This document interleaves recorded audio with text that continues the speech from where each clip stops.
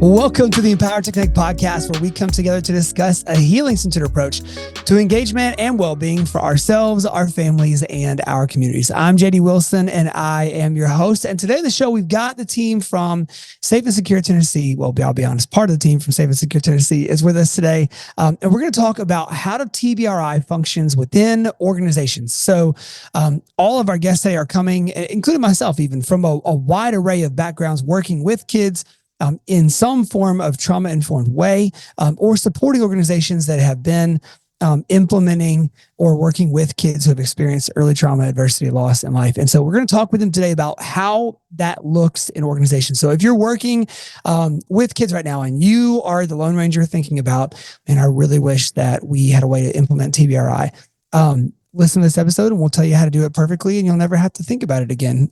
Just kidding. But we will give you some practical tips and support and just some ideas of how it can look to start. What are some of the founding principles that you should work toward early on in that? But we will talk today with our team from Safe and Secure. And so without any further ado, we will talk with them now.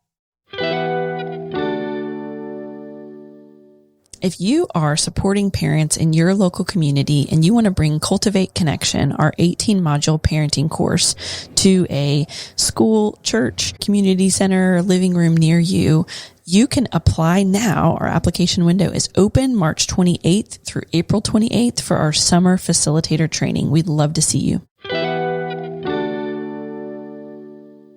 Well, all right. We are here today with the team from Safe and Secure Tennessee. And so Dr. Rachel Peterman, Anna Tila Love, and Emily Graffius are here with us. And we'll introduce each of them to the team here. And so why don't we kind of start? So Rachel, you've been with us several times before on the podcast. And well, you know what, Emily, you're the only one that's the first time. I'm a newbie. A first time guest here today. But why don't we start, Rachel, with, if you'll just explain or tell people who you are and kind of what your work looks like here. And then we'll introduce Antila and Emily, and then we'll get into our conversation. Okay. I'm Dr. Rachel Peterman. I'm the program manager for Safe and Secure Tennessee. I have been with this organization for many years. So some of you have heard this before, but I've been here about 7 years, and I started doing counseling in our clinic, the Memphis Family Connection Center, and then was doing some training in the community and supporting that work that we were doing. And we saw there was a greater need to support communities by doing not just training, but also like coaching and helping people to actually implement TBRI. And so a couple of years ago, we launched Safe and Secure Tennessee, and we're now serving different organizations across the whole state. And I can't wait to talk more about what we're doing with all of that. Well, hold on for right now. Don't say it yet. And Tila, obviously, we've known each other for a long time through a variety of different ways. That's a weird way to say that, but from church and from working together as colleagues in education before. But why don't you introduce yourself and talk about kind of your background and what you do with Safe and Secure? Yeah, I'm Antila Love, and I actually have 2 jobs. I work in a school part-time and then also with Safe and Secure. We do TBRI in Tennessee, shameless plug, a virtual training. And then we also have our Shelby County Collective, which is for local organizations. And we'll talk more about the collective in just a second. Emily, you're newest on the team, officially here. Why don't you talk about kind of your work, your background, who you are, and then what you do for Safe and Secure? So I am a foster adoptive mom, and I feel like that gets you involved with trauma-informed care at some point. So that's how I started caring about TBRI. And I have worked for nonprofits and ministries for the last decade. And then found Safe and Secure Tennessee and really believe in what Rachel started. And I'm happy to be on the team. Awesome. So, if you're hearing this and you're kind of wondering, like, I thought this was a parenting podcast, why are we talking about TBRI? if you've heard before, and we won't go through the whole story now, but Empower to Connect is actually 3 programs. So the Empower to Connect Institute, which is all the resources that you hear, the podcasts, parenting classes, all those things. And then the Memphis Family Connection Center, which you've heard lots of our therapists on before as guests talking about the care they're giving. It's a holistic family care clinic here in Memphis. And the third program we have is Safe and Secure Tennessee, which is the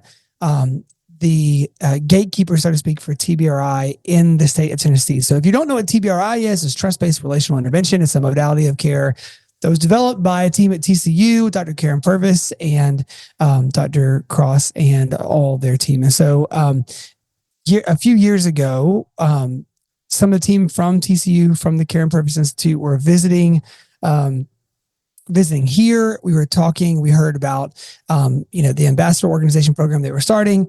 And Rachel, the ambassador program, what is the ambassador organization and why do they do this? What is it all about? So basically TCU realized kind of how similar to what we noticed was that when you do counseling, therapy, support kids, support parents, that's only one part of the picture. And there's a lot of information that they wanted to get out to a lot of people in a lot of places, including a goal of 25 states, 25 countries by 2025, I think was their big goal. Yeah. So big, hairy, audacious goal, right?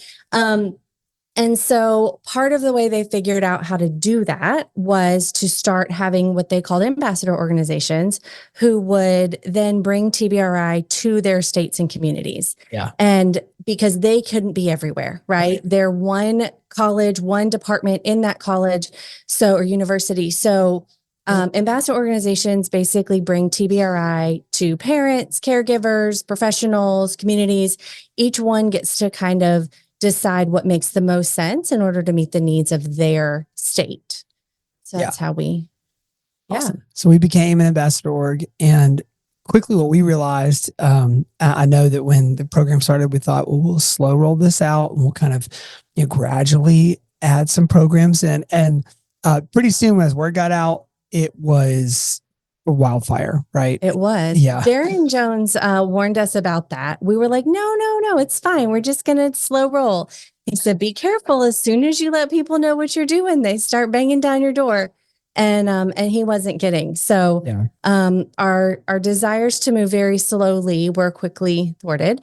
And we've ended up having various contracts with statewide organizations, working locally, and then even expanding our community work into 2 other communities across the state, all in the last 2 years.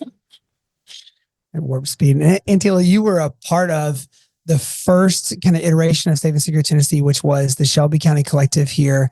Before it's funny because I say before you were officially on the team, you and Matthew were already Cultivate Connection facilitators and teaching the course. You were teaching the course to other parents at the school you work at.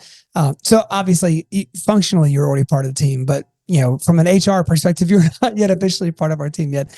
So why don't you talk for a second, if you will? So the idea behind the Shelby County Collective was the same principles you just heard talked about with that TC was coming from.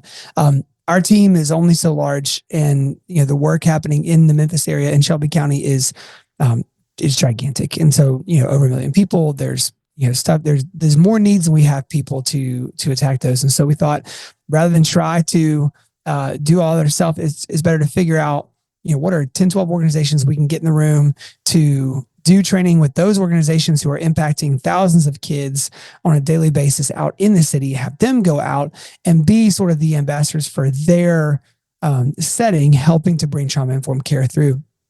So the collective, you were in the first iteration of it. What practically as an organization, like what kind of benefit was it for you at New Hope, at the school you work at, to have TBRI training and be able to start bringing that into the work you were doing? Yeah, so it helped a lot with our office. So there are 3 of us in the alumni office, and 2 of us participated.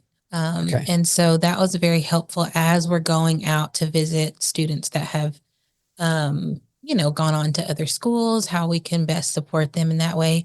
And then really encouraging some of our other partner schools to be involved as well. Yeah. Because we care for our kids a lot and we want the best for them. So, yeah. And I've been able to kind of plug in staff meetings or just wherever I can get in for people to know about this information. Yeah, that's awesome. So we now, as Rachel said, have expanded the Work Safe and Secure from just Shelby County to across the state.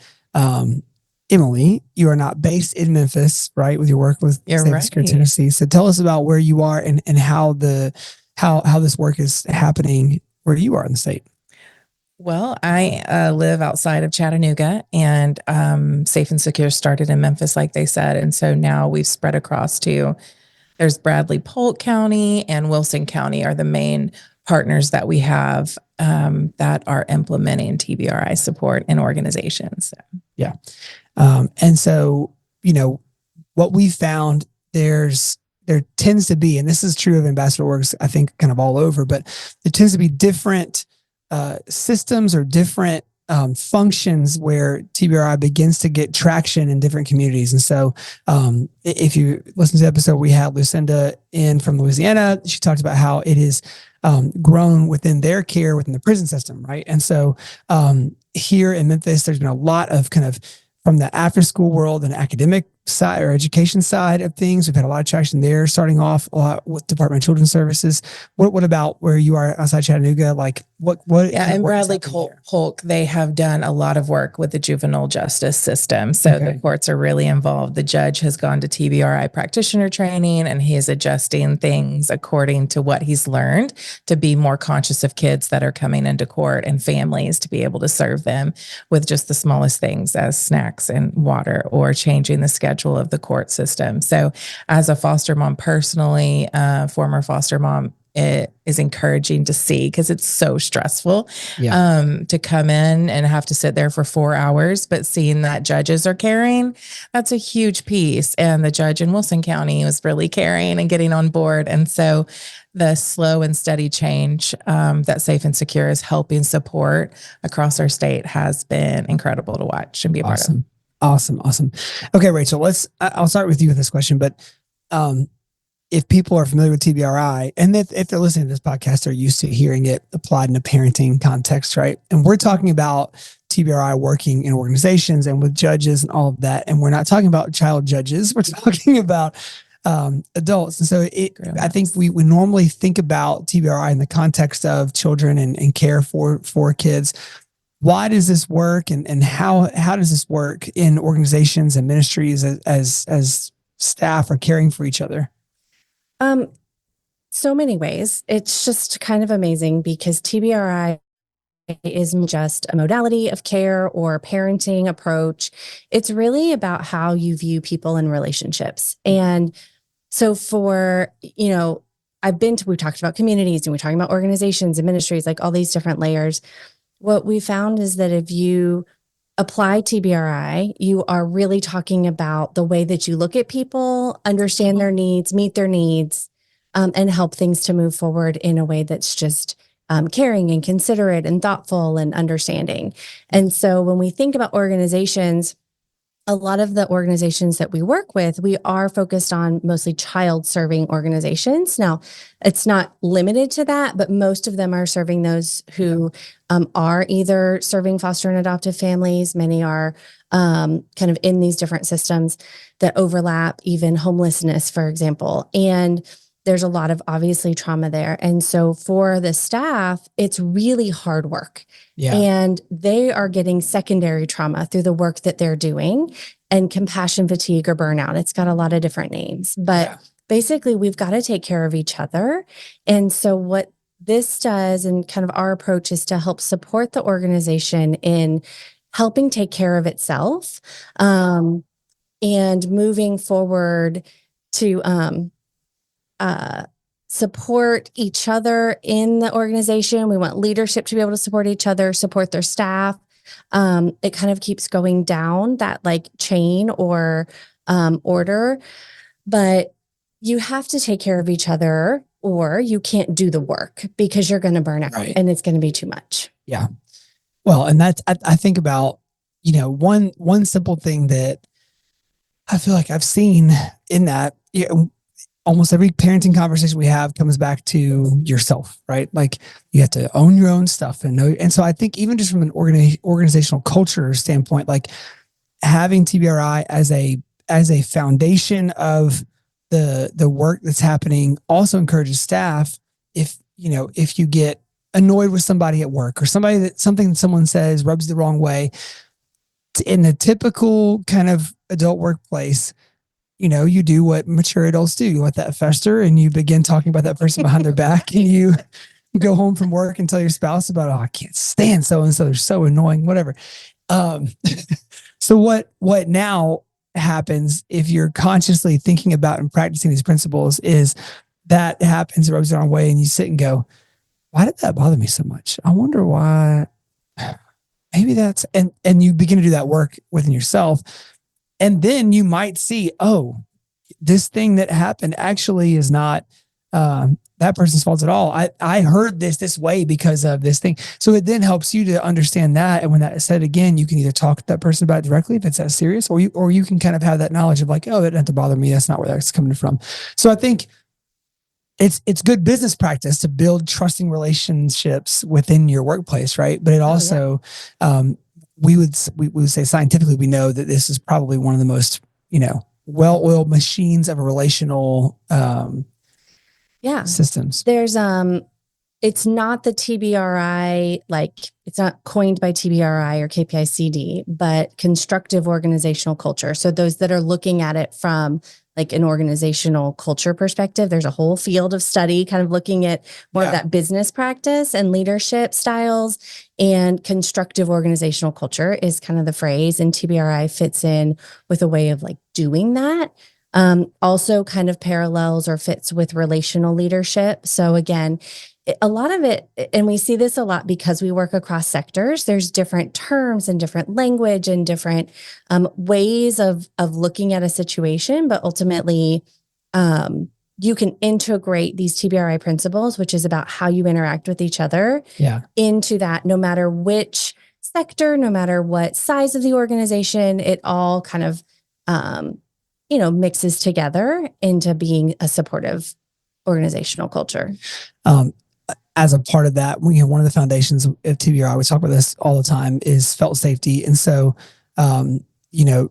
just because somebody is safe doesn't mean they always feel safe. And that comes through probably a 1-year podcast series worth of different reasonings and all that. So there's a lot going on behind what helps people to feel safe or not feel safe. But building an environment where people can feel safe to work there, to exist there, live there, all that is integral in this. And so, Antila, I'll ask you this question: like, how can organizations, what can they do to promote felt safety, to create that felt safety, and how can they help to build that within their organizational culture?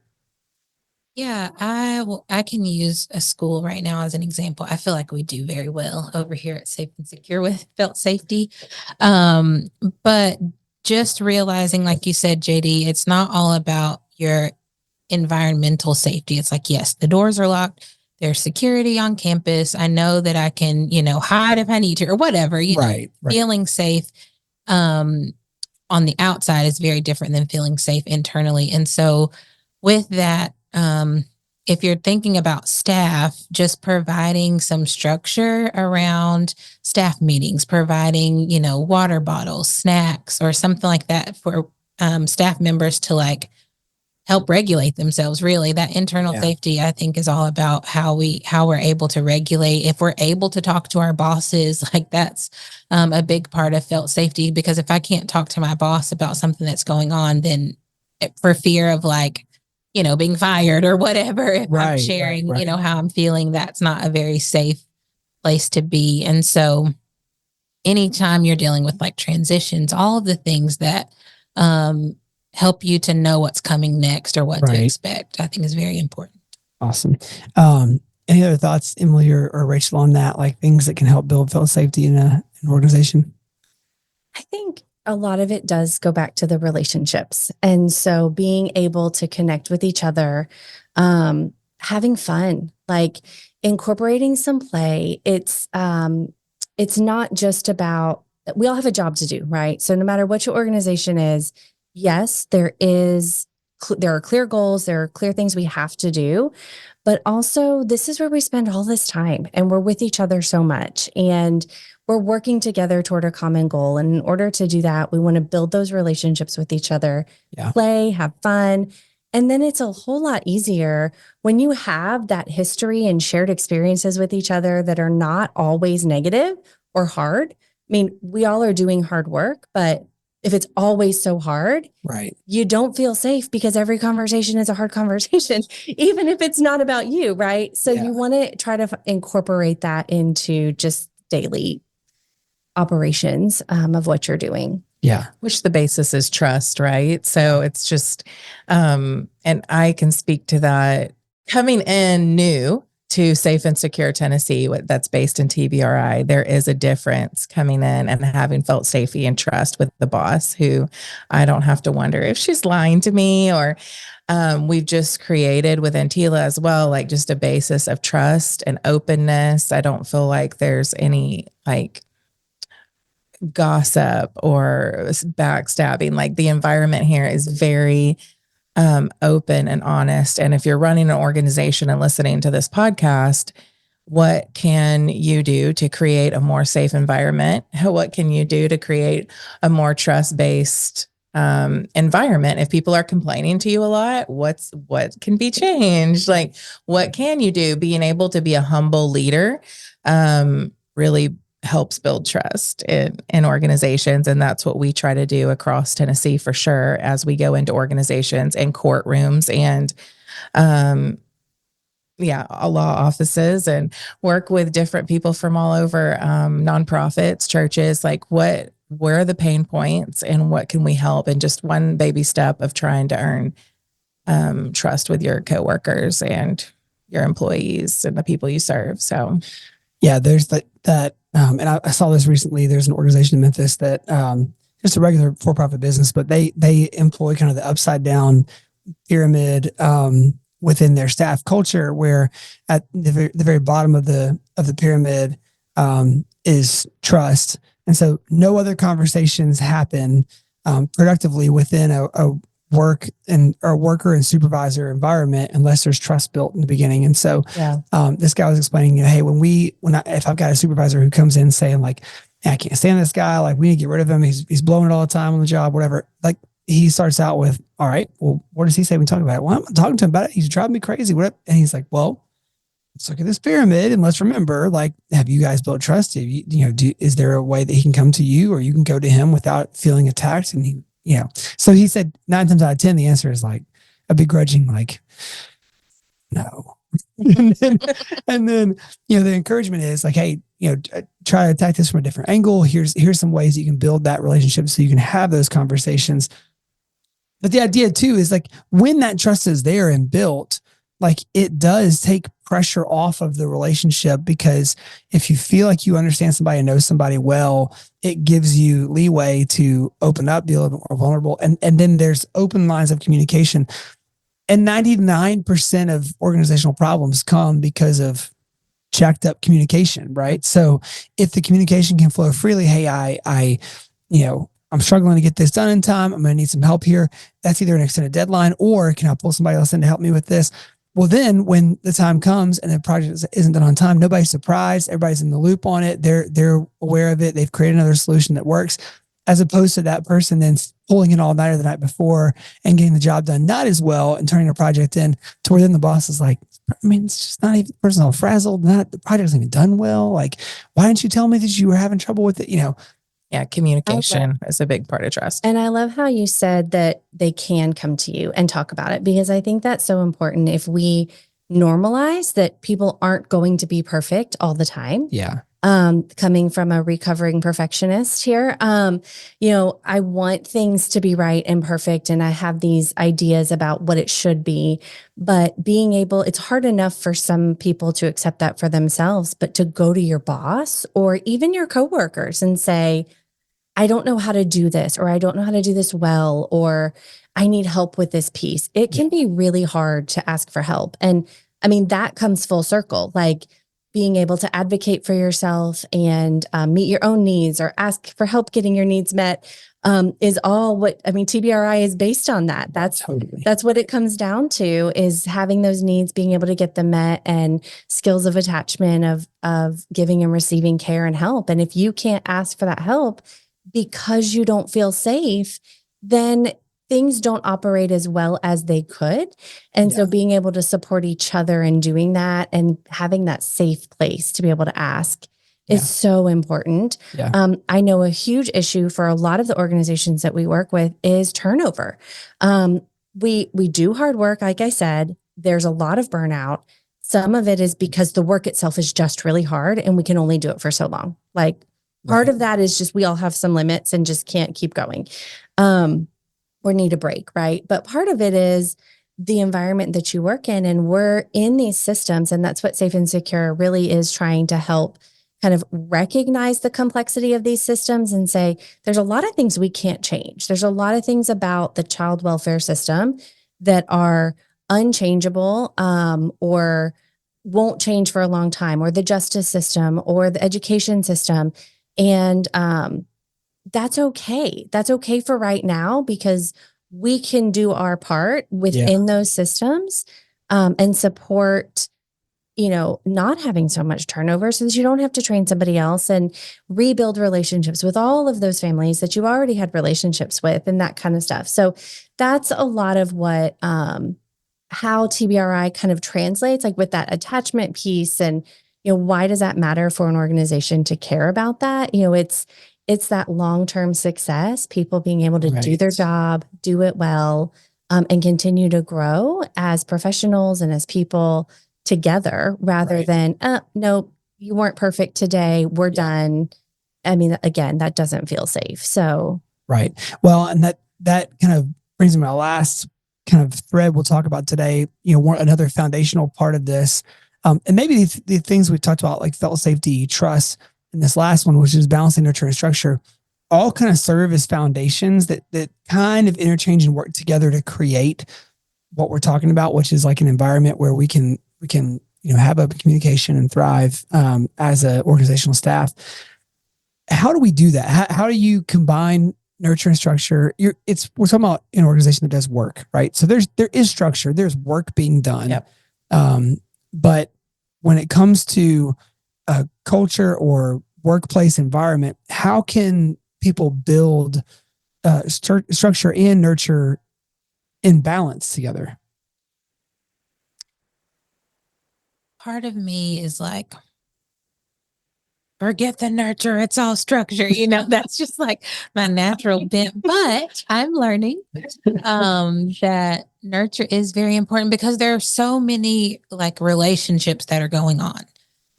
You think of like employees, and then, or bosses to employees to the people they serve. If you are working in a school, it's like, okay, you've got the admin, then the faculty, then the staff, then the parents, then the kids. It's just like such a trickle down effect that if you don't have that good nurture and structure as an example, it's going to be hard to flesh that out. So just an example. So what I do there is I have meetings with our 6th grade parents. And so a way that I'm like trying to figure out the balance is, when they come in, I have water and snacks, because I'm like, this is going to be a hard conversation. We're talking about getting you out of here, and then just learning, like, your kid might not be built for this school, but I'm not going to tell you in like a harmful way. But I also have a structure of like a PowerPoint. So it's like, we're going to get through this, because that's what I need. Like I have my talking points. But just realizing how to talk about the things we need to talk to, but then also leave space to be like, hey, what are you feeling right now? How can we process this together? And it takes a lot of practice, a lot of mindfulness for me, because sometimes I'm like, okay, I told you that was not the best fit, and you decided to do that. And so now I'm mad.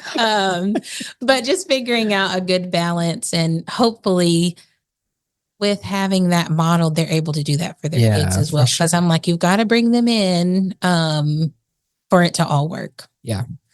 And like, we think about like what Antina was talking about. It's hard to sometimes, this might just be more of my brain or a male brain thing. I hear nurture in a workplace, and I just kind of like, part of me is like, right. Okay. it's not babies here. It's not like pampering hour or whatever. So help us frame that. Like, what components of nurture would you see? Maybe support might be a more neutral word to use there. Like, but when we're thinking about this, what are some of the components you could see being a part of a regular workplace that would be a nurturing component to your people? To balance nurture and structure specifically, it's like you need to have clear expectations in your work, but also you need to have flexibility. So nurture, I think, would be something that it's not like you're micromanaging. You have some autonomy. Like, you're not given a job and then your boss is like checking in every 5 seconds. Something that Rachel says a lot is meet your needs. So, and that's new to me to hear, even though people have treated me with respect in my other jobs. But it's like, oh, this is a main core component of what we're doing. And if you need to do this for your kid or do this for yourself, like just having mindfulness of what your employees and your coworkers and your clients are going through that are outside of the structure of this appointment. Just compassion and empathy is really important part. I want to piggyback off of that because it's funny that we all have done this, and even other staff here at ETC has done this with me, for me, even this morning. So most of the people who work with me know how important it is that I have my morning coffee. And sometimes, whether I'm working from home or in the office, like, there are days I'll get on and I'm like, oh, I haven't had my coffee yet. And it's like, wait, like Emily or Auntie, they're like, go get your coffee. Like, we can wait 3 minutes for you to make a cup of coffee. It's okay. And that's the like understanding that that's something that will help me ultimately do better throughout the rest of that meeting. Like, that's something for better or worse, I'm a little bit dependent on caffeine in the morning. And that's important. And that's part of meeting my needs. And there's that flexibility there to say, I know the meeting is supposed to start at X time, right? But we're still going to get through what we need to get through in our meeting. And everybody's okay to make that adjustment. And obviously there are some meetings that I can't do that in. And that's part of where that balance comes in too. Like, if I'm meeting with certain other people, like outside organizations, I may not have that flexibility and I have to wait till that meeting's over. And then there's wonderful days like today. I was in the office, or yesterday, I guess it was, and I had to jump on that meeting. I was here in the office, and our wonderful development manager, Stephanie, was like, are you good? And I was like, yeah, because she saw me running in because I'm always late. And I said, yeah, I just need some coffee. She's like, well, you want me to make you some? And so that's that, like, not only as an organization do we have coffee available to our staff, because that's something many of us need. And that's normal. Like, a lot of organizations have a coffee maker. But for her to say, yes, I'll make you a cup of coffee, like, that's just really caring about the people that you're working for. And I'm not saying anybody should have to do that. It's just being mindful. Just being mindful. And it just displays y'all have a trusting relationship that was built at work. And there's like always going to be some push and pull. And like, you're now going to be more willing to do something to help Stephanie out at some point because, she's made you coffee before. So anything you need, Steph, just let me know. So when we all kind of operate in that manner, also what ends up happening, you work more efficiently, projects get done more collaboratively, which means they're probably getting done better because you're getting everybody's best, or you're getting the best from, experts in different areas or things, people who have different propensities, jump in. So I think, all these things to say, we're huge proponents of TBRI, obviously, but it does go beyond just helping the way you work with kids. It can help to transform a workplace. Where should people go for next steps to find out more about this? The first place for all of the background information is Texas Christian University. You can learn all about TBRI and the work that's happening across really the world. And there's some information through that. So you want to look for the Karen Purvis Institute for Child Development. And I'll link that in the show notes. Awesome. Thank you. And that is where you'll learn, again, what is TBRI? There are so many videos out there to help you understand it and see how it's being implemented in organizations as well.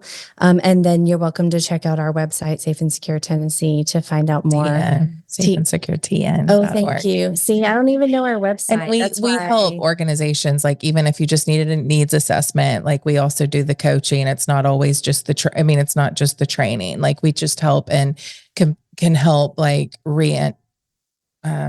Integrate. Yeah. That's not the word though. Implement. We can help you implement trauma-aware, trust-based relational intervention because we have frameworks for that and we send proposals out a lot. So that's something, if you're listening and you're like, ooh, I've had a lot of employees really struggling right now and I don't know how to help. And we have creative ways that we've learned that can change organizations from the ground up. If you're in Tennessee, if you're not in Tennessee, don't you dare email us. Oh my goodness. We will Follow us connect on you Instagram. to someone in your state or country. JD's like, no. Betsy, There's our balance. There's our balance. JD's like, the structure is we Right. serve Tennessee. There's the line. Our nurture is, and I would be happy to help you find the right organization to Yes, connect we with. would. And as Hila said, yes, follow us on Instagram, share the podcast with folks if you want. So yeah, guys, thank you for this. This has been awesome. Thanks, JD. Thank you. Thank you. Well, awesome conversation today with our team from Safe and Secure Tennessee. And so again, if you're in the state of Tennessee and you're interested in learning more about working with our team or having our team come in and work with your organization, you can find all the information you need to find on that at safeandsecuretn.org. You can find the link to that below. And if you're wanting to find out about TBRI, learn more about it, there are almost endless resources on that at kpicd.org, or you can just Google the Care and Purpose Institute of Child Development at Texas Christian University. But why would you Google that when you can just click the link below to go find out more about them? So that's all for us today. For everybody here at Empowered to Connect, for Kyle Wright, who edits and engineers all of our audio, for Tad Jewett, the creator of the music behind the Empowered to Connect podcast, I'm JD Wilson, and we'll see you next week on the Empowered to Connect podcast.